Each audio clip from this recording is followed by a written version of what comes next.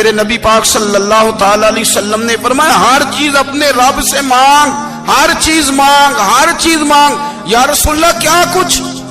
میرے محبوب نے فرمایا تیرے گھر میں نمک بھی ختم ہو جائے تو وہ بھی اپنے رب سے مانگا کر، تو مانگنا وہ تجھے دے گا، تو اس کی بارگاہ میں کشکول طلب دراز تو کرنا۔ اور ترمذی شریف میں عجیب لفظ ہے، رسول کائنات نے فرمایا، رب کریم فرماتا ہے جب میرا بندہ ہاتھ اٹھاتا ہے نا تو مجھے حیا آتی ہے کہ میں خالی کیسے لوٹا دوں اس کے، اتنے بڑے بادشاہ کی بارگاہ میں۔ او بھائی، لوگوں سے عزتیں تلاش کرتے ہو تو وہ کیا تمہیں عزت دیں گے؟ وہ تو کل اچھا کہتے ہیں پرسوں برا کہنے لگ جاتے ہیں۔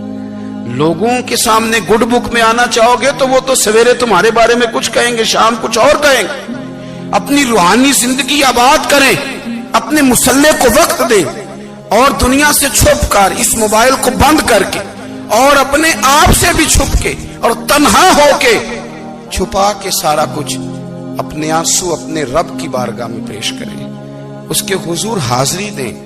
سنو نا ترمذی کی حدیث، اور اسے یاد رکھنا، نبی پاک علیہ السلام نے فرمایا اپنے دکھ لوگوں کے سامنے نہ بیان کرنا، سیٹھوں نوابوں کو نہ بتاتے پھرنا، دنیا داروں کے سامنے جا کے نہ رونا کہ میں تکلیف میں ہوں۔ فرمایا اگر دنیا داروں کو دکھ بتاؤ گے رب تمہیں کبھی غنی نہیں کرے گا، اور لوگ ہیں کہ الٹا مذاق اڑائیں گے۔ آپ کی جس سے بڑی پکی یاری ہے نا، پکی، وہ تب تک پکی ہے جب تک آپ نے 50,000 مانگا نہیں، اور جس وقت آپ نے کہہ دیا کہ میں مجبور ہوں میری مدد کر تو پھر ختم ہو گئی دوستی۔ لوگوں کی تعلقات آپ کے ساتھ تب تک ہیں جب تک آپ ان سے کوئی ضرورت وابستہ نہیں کرتے۔ کریم محبوب فرمانے لگے بندوں کے سامنے دکھ نہ بیان کرنا، اللہ تجھے کبھی غنی نہیں کرے گا، تو اپنے دکھ اپنے رب کو بتا، تو دعائیں مانگ، تو اس کی بارگاہ میں حاضر ہو، تو اس کے حضور عرض کر۔ فرمایا اپنے دکھ اپنے رب کو بتا، وہ جلدی کرے یا دیر سے کرے تجھے ساری دنیا سے بے نیاز کر دے گا، تجھے کسی کا محتاج نہیں رہنے دے گا۔ حضرت ابو الحسن رحمت اللہ تعالی علیہ حضرت معاذ ابن جبل رضی اللہ تعالیٰ عنہ کے پاس بیٹھا کرتے تھے۔ فرماتے ہیں ان سے جو پیار بڑھا تو پھر میرا مصلح سے بھی بڑھ گیا۔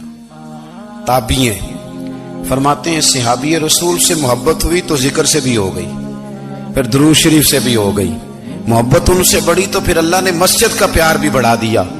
آپ فرماتے ہیں کہ میری ہر وقت طبیعت چاہتی تھی کہ بس اللہ اللہ کروں، بس اللہ اللہ کروں، بس نہ میں ذرا تھوڑی جان چھڑاؤں لوگوں سے، کو 10 منٹ ملے تو میں کچھ 4 نفل پڑھ لوں، میں تھوڑا سا نہ بچوں لوگوں سے، اور مجھے تسبیح ملے تو میں نہ کچھ 400-500 دفعہ استغفار پڑھوں، سبحان اللہ، الحمدللہ، اللہ اکبر، لا حول ولا قوت الا باللہ، میں نہ تسبیحات پڑھوں۔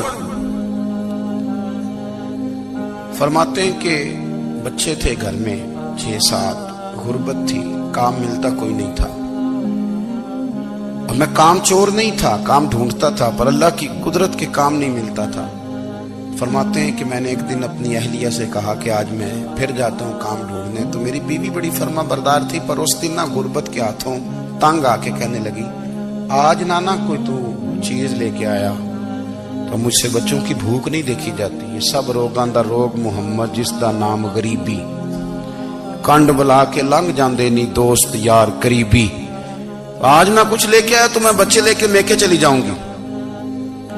شیخ فرماتے ہیں کہ میں بڑا پریشان گھر سے نکلا، پر میں نے صبح سے لے کے زور تک کام ڈھونڈا، کام ملا کوئی نہیں، تو میرے دل میں خیال آیا چلو کام نہیں ملتا تو اللہ اللہ تو کرے نا، چلو بندوں کی مزدوری نہیں ملتی تو رب کریم کی عبادت ہی کرتے ہیں۔ فرماتے ہیں کہ میں نے نا فرات کے پانی سے وضو کیا، نہر کے، شدید دھوپ تھی، ساتھ ریت تھی اور ریت تپ رہی تھی، میں نے اپنا رومال وہیں مصلی کے طور پر بچھا لیا، اور فرماتے ہیں کہ زور سے لے کر عصر تک نماز پڑھی، دھوپ بھی پورے زور پہ، پر میرے سجدے کا ذوق بھی پورے زور پہ۔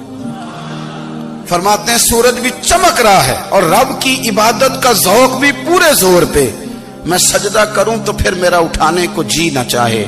میرے استاد لکھا کرتے تھے، یہ ان کا شعر ہے، وہ کہا کرتے تھے مجھے سوز دے، مجھے ساز دے، اور مجھے نیم شب کا نیاز دے، دم سجدہ خود کو میں توڑ دوں، مجھے ایسا ذوق نماز دے، اور میں تیری بہار کا پھول ہوں، میں کھلا بھی ہوں تو تیرے لیے، مجھے میری شاخ سے توڑ لے، مجھے اپنی زلف کا ناز دے۔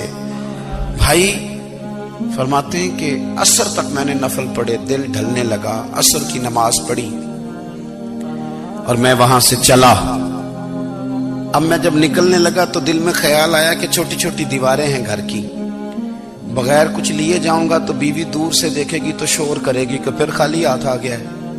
کہتے میں نے اپنی اسی رومال میں جس پہ میں نے نماز پڑھی تھی نا، رومال میں کی آخی دے پنجابی جسافہ کہتے ہیں، اسی میں نا میں نے کچھ ریت بھر لی کہ وہ دور سے دیکھے گی تو سمجھے گی کچھ لے کے آیا ہے، چلو جا کے اسے بتا دوں گا کہ آج پھر مزدوری نہیں ملی۔ کہتے ہیں وہ ریت لے کر جب میں گھر میں گیا تو پہلے بیوی دروازے پہ کھڑی ہوتی تھی، پوچھتی تھی خالی ہاتھ آ گئے ہو؟ آج میں نے دیکھا تو ہے ہی کوئی نہیں۔ فرماتے ہیں میں اندر داخل ہوا، سلام لیے، کونے میں میں نے وہ رومال رکھ دیا اور میں نے آواز دی کہ بھلی مانس کہاں ہو؟ تو وہ کہنے لگی آپ منہ ہاتھ دھو لیں، میں روٹی لے کے آئی۔ میں نے کہا روٹی کہاں سے آ گئی؟ یہاں تو کئی دنوں کے فاقے، تو کئی دنوں کی غربت ہے، یہاں تو اس گھر میں تو فقیری ہے۔ فرماتے ہیں کہ وہ روٹی لے کے آئی اور اس وقت کی جو موجودہ نعمتیں تھیں، سمجھ لیں سلاد، اچار، ہر چیز ساتھ لائی۔ میں نے کہا کہ بچے کہاں گئے؟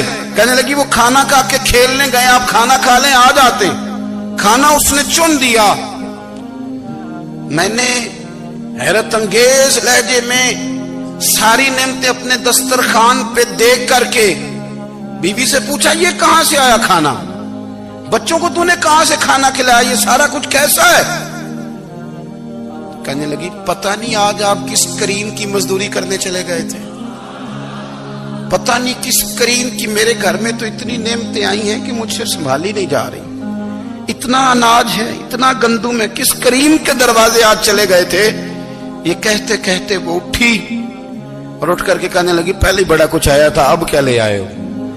اور جا کر کے نا اس نے وہ ریت والا رومال کھولا، کہنے لگے میں تو لے کے آیا تھا ریت، تو میرے رب نے اسے بھی سونے اور ہیرے بنا دیا تھا۔